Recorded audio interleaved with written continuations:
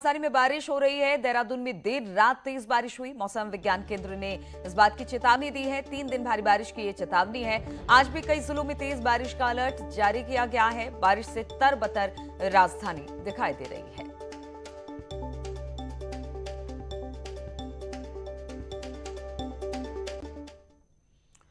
और सीएम का कार्यक्रम है। जी हां, कोविड को लेकर वर्कशॉप है। सुबह 11 बजे स्वास्थ्य संवाद 2021 का आयोजन सीएम धामी कार्यक्रम में इसमें शामिल होने वाले हैं, जिसमें विभागीय समीक्षा करेंगे सीएम धामी।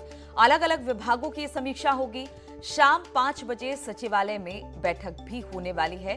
तो सीएम का कार्यक्रम है, 2 कार्यक्रम है। सुबह 11 बजे स्वास्थ्य संवाद 2021 का आयोजन किया गया है, जिसमें सीएम धामी शामिल होने वाले हैं। विभागीय समीक्षा करेंगे, साथ ही अलग अलग विभागों की समीक्षा के साथ ही शाम 5 बजे सचिवालय में एक बैठक भी होनी है।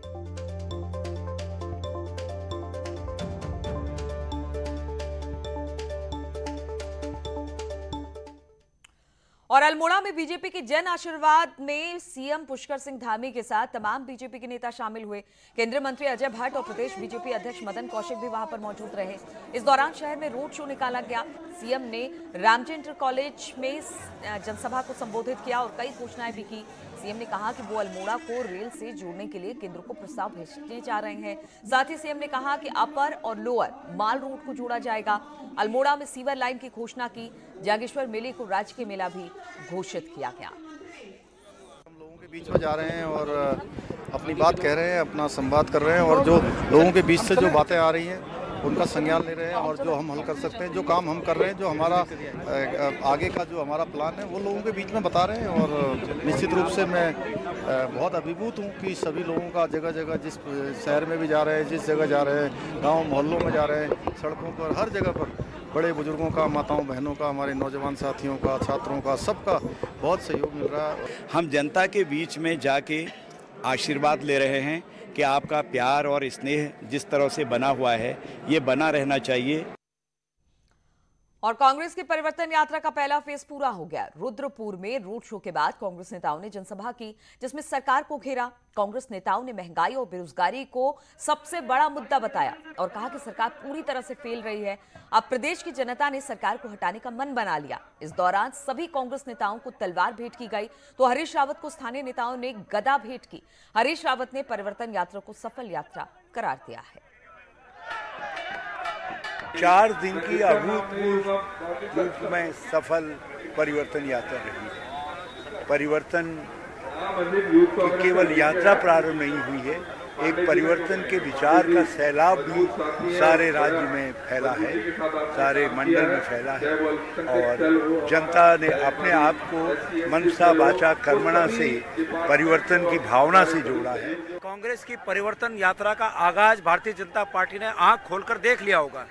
मैं उम्मीद करता हूं कि उनके नेताओं की आंख निश्चित रूप में खुली होंगी और बचे हुए 3 महीने के कार्यकाल में इस परिवर्तन यात्रा के आगाज के परिणाम स्वरूप वो कुछ ऐसे फैसले करें जो जनता के हित में हों। निश्चित ही 2022 में सिर्फ हमारे चुनाव ही नहीं, लोगों के जीवन में परिवर्तन आने जा रहा है। और किसान आंदोलन को लेकर चल रहे विवाद के बीच उत्तराखंड बीजेपी नए विवाद में घिर गई। ये विवाद बीजेपी के आईटी सेल के बनाए गए कार्टून को लेकर हुआ।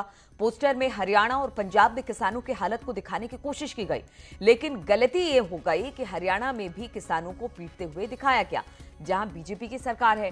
वहीं पंजाब में कांग्रेस सरकार में किसान पिटते हुए दिखाए गए। वहां की सरकार को चैन से बैठे हुए दिखाया गया, जिससे किसानों की कोई फिक्र नहीं है। यानी उत्तराखंड बीजेपी किसानों के बहाने घेरना तो कांग्रेस को चाहती थी, लेकिन हरियाणा में बीजेपी सरकार होते हुए किसानों को पिटता दिखाकर पार्टी खुद सवालों के घेरे में आ गई है।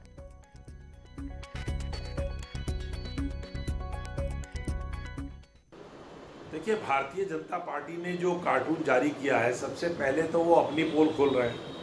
हरियाणा में लाठी लिया पुलिस वाला, वो लाठी बरसा रहा है और कार्टून से आप क्या बताओगे? कार्टून तो पूरे देश ने, पूरी दुनिया ने किस प्रकार से एसडीएम कह रहा है कि किसानों का सर फोड़ो, जब तक खून नहीं निकलेगा तब तक मैं नहीं मानूंगा कि सिर फूटा। ये हरियाणा में हो रहा है। और चार धाम के कपाट बंद होने में अब सिर्फ 60 दिन का वक्त बचा है, लेकिन इसे अफसरों का मिसमैनेजमेंट ही कहेंगे, जो सब कुछ होने के बावजूद यात्रा का प्लान तैयार नहीं कर पाए और करोड़ों श्रद्धालु बस इंतजार करते रह गए।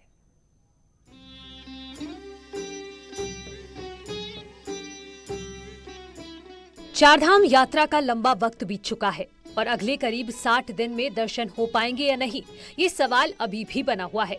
8 सितंबर को चारधाम यात्रा में दर्शन को लेकर हाईकोर्ट में सुनवाई होगी और सरकार को उम्मीद है कि इसके बाद दर्शन शुरू हो सकेंगे। जो भी उसके पैरामीटर्स हैं हमने सब तैयार कर लिए हैं, वैक्सीनेशन हो गया है तीर्थ पुरोहितों का, तो सारे काम हमने कर लिए हैं। तो जो भी आवश्यकता होगी, क्योंकि माननीय मुख्यमंत्री जी भी बड़े चिंतित हैं, तो हमारा ये प्रयास होगा कि जल्दी ही यात्रा खुले।